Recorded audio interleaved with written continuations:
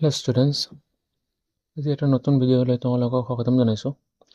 তো আজি আমি ক্লাছ 9ৰ লেসন R1 আৰু লেসন 1ৰ কিছুমান ইম্পৰ্টেণ্ট MCQ ডিছকাছ কৰিম। ঠিক আছে, সেইটো এনুৱেল পৰীক্ষা সন্মুখত আহি আছে, তো কিছুমান ইম্পৰ্টেণ্ট MCQ ইয়াৰ ভিতৰতে আহিব, ইয়াৰ বাহিৰে আৰু কুৱেশ্যন হ'ব নোৱাৰে। তো চোৱা, প্ৰথম কুৱেশ্যন কৈছে স্বাভাৱিক সংখ্যাৰ আদি বা জনক কি? সুধিব পাৰে যে স্বাভাৱিক সংখ্যাৰ আদি কি বা জনক কি, যিকোনো এটা সুধিব পাৰে। তো সদায় মনত ৰাখিব যে স্বাভাৱিক সংখ্যাৰ আদি বা জনক হ'ল 1। ঠিক আছে, নেক্সট যুগ্ম সংখ্যাৰ আৰ্হি কি? এই যুগ্ম সংখ্যাৰ পৰা আৰ্হিটো কেনেকুৱা? তো আমি যদি চাওঁ যুগ্ম সংখ্যাবোৰ হ'ল 2, 4, 6, 8 ... ঠিক আছে, তো এইবিলাক যদি চোৱা 2ৰ পূৰণত আছে, 2ৰ মাল্টিপ্লিকেশ্যনত আছে, তো এইটোৰ আৰ্হি হ'ব 2 × m, য'ত m এটা স্বাভাৱিক সংখ্যা।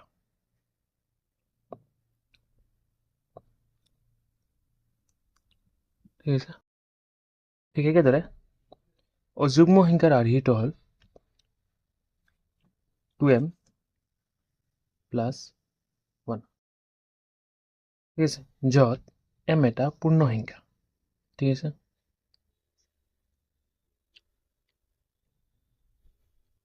m এটা পূৰ্ণ সংখ্যা, ইয়াত স্বাভাৱিক সংখ্যা দিলে নহ'ব, কাৰণ যিহেতু 1টো আছে।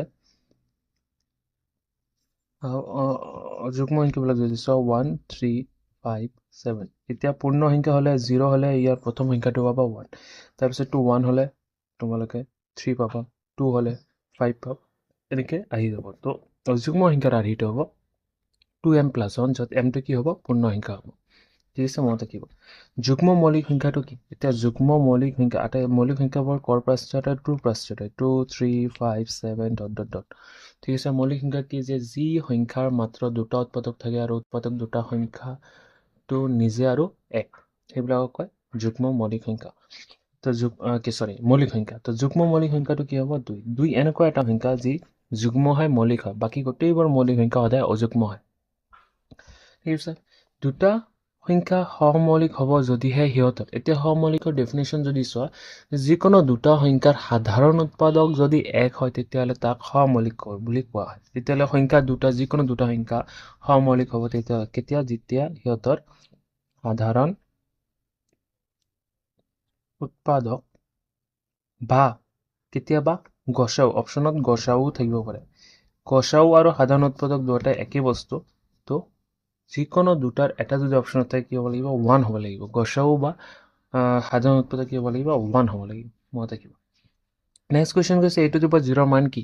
a⁻0 মান কি হ'ব? 1 হ'ব। যিকোনো সংখ্যাৰ ওপৰত পাৱাৰ 0 থাকিলে এইটোৰ মান সদায় 1 হয়। যিয়ে সংখ্যা নহওক, যদি কয় যে 2, 4, 6⁻0, ইয়াৰো ভেলু কি হ'ব? সদায় 1 হ'ব। ঠিক আছে, নেক্সট এইটো a × b × c⁻m, এনেকুৱা থাকিলে আমি কি লিখোঁ? a⁻m × b⁻m × c⁻m, অৰ্থাৎ পাৱাৰটো তিনিওটাৰ লগত আছে। ঠিক আছে, কেতিয়াবা উল্টাটো দিব পাৰে, এইটো থাকিলে এইটো লিখিব লাগিব পাৰে। নেক্সট কৈছে a/b⁻1। এতিয়া ইয়াতে চালোঁ যে পাৱাৰ থাকিলে দুয়োটাৰ গতিকেইটাৰ লগত হয়। তো চেম ইয়াত যদি চাওঁ, এই -n পাৱাৰটো দুয়োটাৰ লগত আছে। যদিও আমি চল্ভ কৰি যাওঁ, a⁻n লিখিব লাগিব আৰু ইয়াত b⁻n। এতিয়া পাৱাৰ যদি মাইনাছত থাকে কি হয়? 1/a⁻n, আৰু ইয়াত হ'ব 1/b⁻n। এইটো যদি ওলটাই দিওঁ কি হ'ব? b⁻n টো ওপৰত যাব আৰু a⁻n টো তলত আহিব, অৰ্থাৎ আৰু আমি লিখিব পাৰোঁ a/b⁻n। ঠিক আছে, তো অপশ্যনত যিকোনো থাকিব পাৰে, এইটো থাকিব পাৰে বা এইটোও থাকিব পাৰে। তো যিটো থাকে অপশ্যনত সেই হিচাপত আমাক টিক কৰিব লাগিব। ঠিক আছে, প্ৰচেছটো বুজি ল'ব। 0.5ৰ শতকৰা ৰূপ কি? তো শতকৰা আমি কেনেকৈ প্ৰকাশ কৰোঁ? ইয়াক 100% মাল্টিপ্লাই কৰিম। ইয়াত যদি 100% মাল্টিপ্লাই কৰোঁ কি আহিব? 25%। পাই এটা ডেষ্ট সংখ্যা, পাই এটা কি সংখ্যা? অপৰিমেয় সংখ্যা। মনত ৰাখিব যে পাই সংখ্যাটো অপৰিমেয় সংখ্যা। ঠিক আছে, একদম ইজি MCQ এইবিলাক, এটা লাইনৰ MCQ, ভালকৈ চাই ল'ব আৰু বুজি ল'ব। নেক্সট চাওঁ,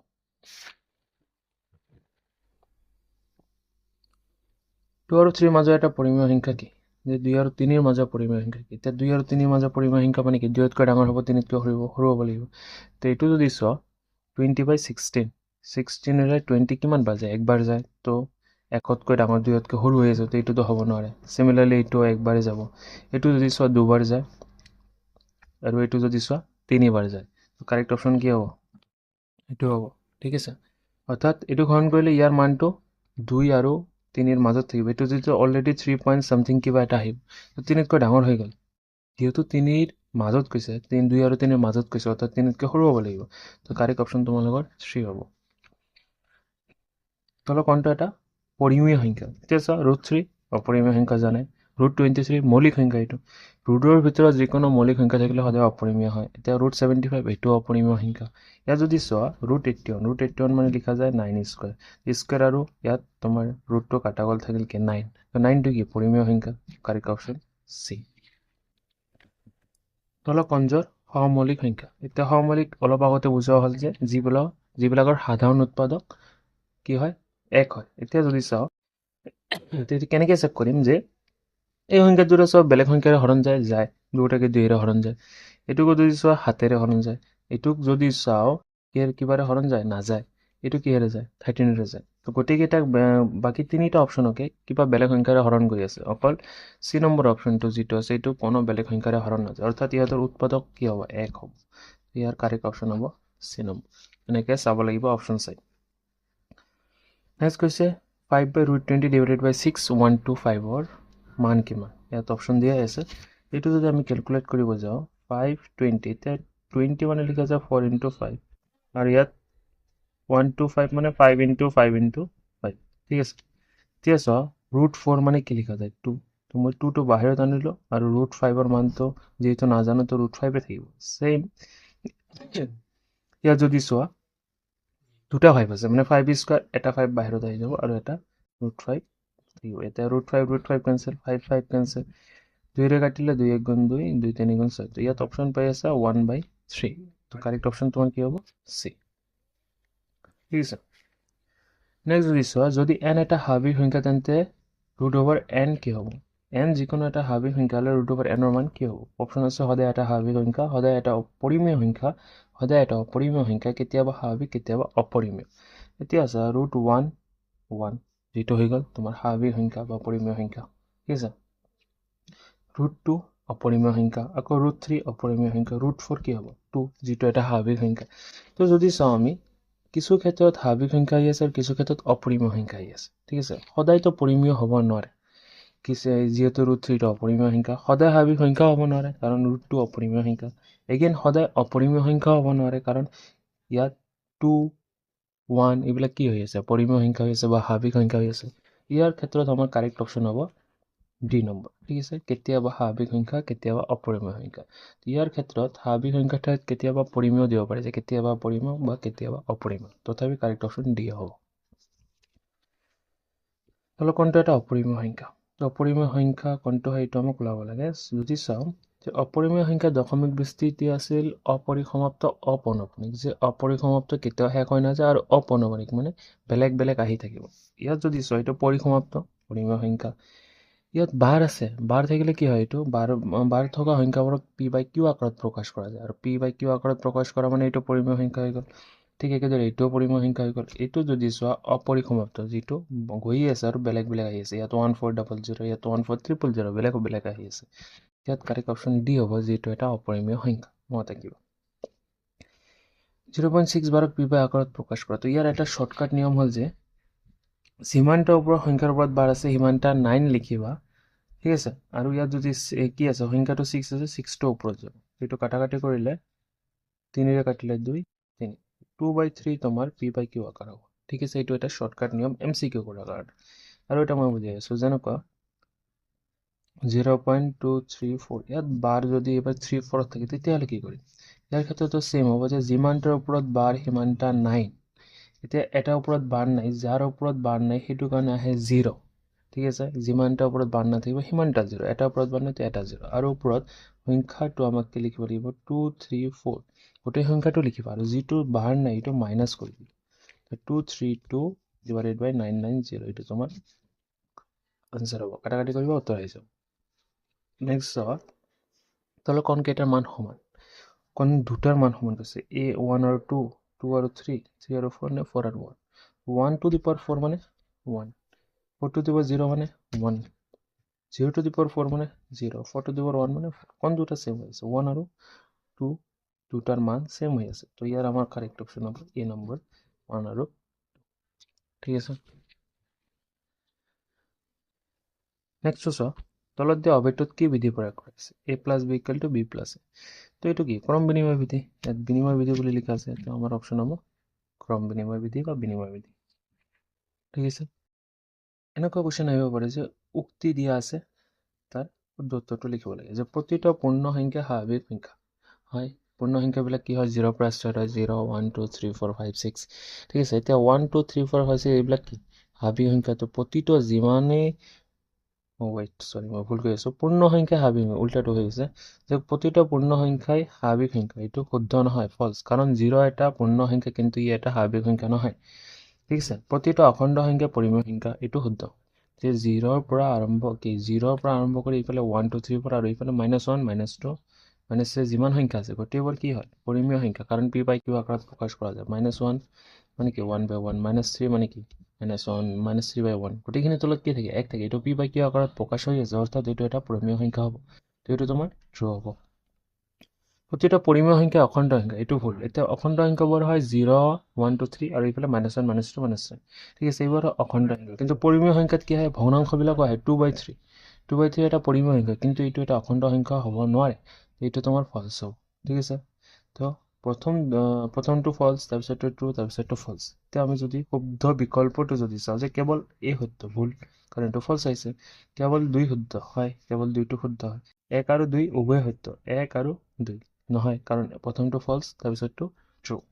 তো 2 নম্বৰ 2 আৰু 3 উভয় সত্য, এটা ট্ৰু এটা ফলছ, এইটো নহয়। কাৰেক্ট অপশ্যন কি হ'ব 2 নম্বৰ, যে কেৱল 2 নম্বৰ উক্তিটোৱে সত্য হৈ আছে। ঠিক আছে, নেক্সট কৈছে 1 আৰু 2ৰ মাজৰ এটা পৰিমেয় সংখ্যা 3/2 হয়। 3/2ক যদি দশমিক লওঁ 1.5 আহে। 1.5 কাৰ 1 আৰু 2ৰ মাজত থাকে, তো এইটো এটা সত্য, প্ৰথমটো সত্য, উক্তিটো সত্য। ঠিক আছে, এছাৰশ্যন বুলি কয়। তাৰপিছত যুক্তি, ৰিজনটো কি দিছে যে দুটা পৰিমেয় সংখ্যা r আৰু sৰ মাজৰ এটা পৰিমেয় সংখ্যা r প্লাছ s/2, এইটো সত্য হয় যে যিকোনো দুটা সংখ্যা আছে 1 আৰু 2, ইয়াৰ মাজৰ যদি সংখ্যা ওলাব লাগে 1 আৰু 2টো যোগ কৰি 2ৰে হৰণ কৰিলে আমি পাই যাম তাৰ মাজৰ সংখ্যা, যেনেকুৱা এইটো 1.5। প্ৰথমৰ কথাটোৱে গৈছে। ঠিক আছে, তো 1 নম্বৰটোতো সত্য হয় যে এইটো ট্ৰু, আৰু যিটো ৰিজন দিয়া আছে এইটো ইয়াত কাৰেক্ট বৰ্ণনা কৰিছে, শুদ্ধ বৰ্ণনা কৰি আছে, তো এইটোও সত্য তোমাৰ। তো অপশ্যন যদি চাওঁ উক্তি আৰু যুক্তি দুয়োটা সত্য, আৰু যুক্তি উক্তিৰ শুদ্ধ বৰ্ণনা কৰা হয়, তো এই নম্বৰ অপশ্যনটোৱে তোমাৰ কাৰেক্ট হ'ব। ঠিক আছে, বাকীবিলাক ভুল আছে। নেক্সট চাওঁ,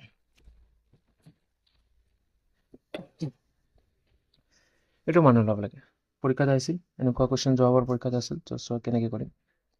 এইটোৰ কাৰণে তোমালোকে এনেকৈ মনত ৰাখা যে এন ৰেডিকেল, এইটোক ৰেডিকেল বুলি কয়, এন ৰেডিকেল এ বা এন ৰুট অফ এ কি লিখা যায় এইটো দীপাৰ, যিটো ইয়াত পাৱাৰ আছে এইটো 1 পাৱাৰত আহে, যিটো ইয়াত সংখ্যা আছে এইটো 1/nত আহিব।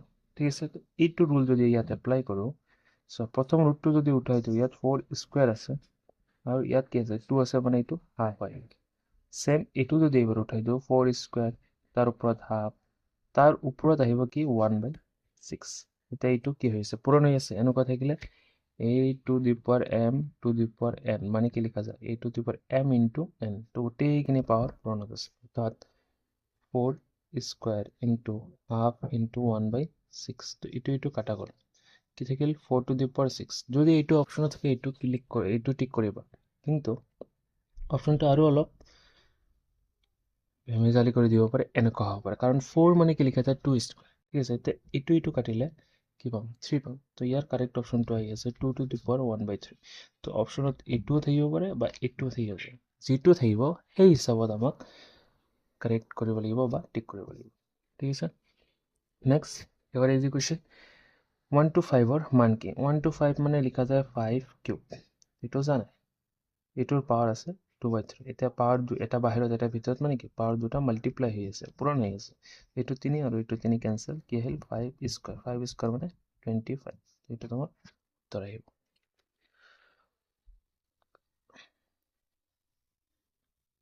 ছেভেন বাই টুৰ কিমান শতাংশ 1/35, ইয়াৰ অপশ্যনটো ভুল আছে। ঠিক আছে, ইয়াৰ অপশ্যনটো ভুল আছে, ভুল অপশ্যন দিয়া হৈছে ইয়াত ভুলতে। ইয়াৰ কাৰণে কি হয়,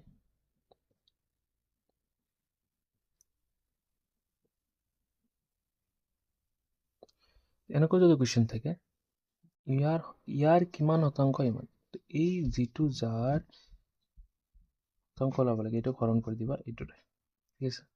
এইটো সলভ কৰোঁ 1/35 ইনটু 7/2, এইটো কেঞ্চেল কৰা, আহিব এইটো 5, এইটো আহিব 1/10।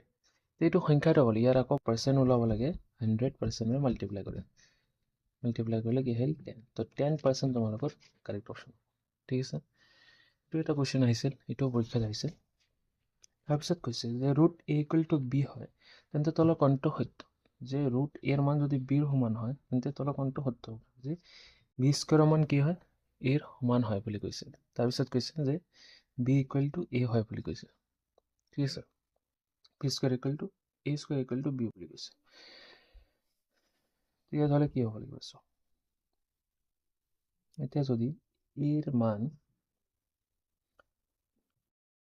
এৰ মান যদি বি স্কুৱেৰ হয়, এৰ মান বি স্কুৱেৰ, তেতিয়াহে আমি কি পাম, য'তটো পি পাম। তেতিয়া এ ইকুৱেল টু বি হ'লেতো কি থাকিব, ৰুট বি থাকিব, ঠিক আছে। এ স্কুৱেৰ ইকুৱেল টু বি তথাপি নহ'ব, তো কাৰেক্ট অপশ্যন তোমালোকৰ কি হৈছে এ, যে এৰ মানটো যেতিয়া বি স্কুৱেৰ হ'ব তেতিয়া আমি ৰুট এৰ মান কি পাম, বি পাম, ঠিক আছে। তো এইটো তোমাৰ কাৰেক্ট অপশ্যন। তো এইখিনি আছিল ইয়াত 25টা MCQ। ইয়াৰ বাহিৰে ইয়াতকৈ আৰু বেলেগ আহিব নোৱাৰে, এইবিলাক কুৱেশ্যনে তোমালোকে এক্সামত এক্সপেক্ট কৰিব পাৰা, ঠিক আছে। ভালকৈ চাই ল'বা, যদি কোনো বুজি পোৱা নাই কমেণ্টত তোমালোকে কুৱেশ্যন কৰিবা, মই এগেইন আৰু ভালকৈ বুজাই দিয়াৰ চেষ্টা কৰিম, ঠিক আছে। আজিৰ কাৰণে এইখিনিয়ে ভিডিঅ'টো ভাল লাগিলে চেনেলটো ছাবস্ক্ৰাইব কৰি দিবা, ঠিক আছে। ধন্যবাদ।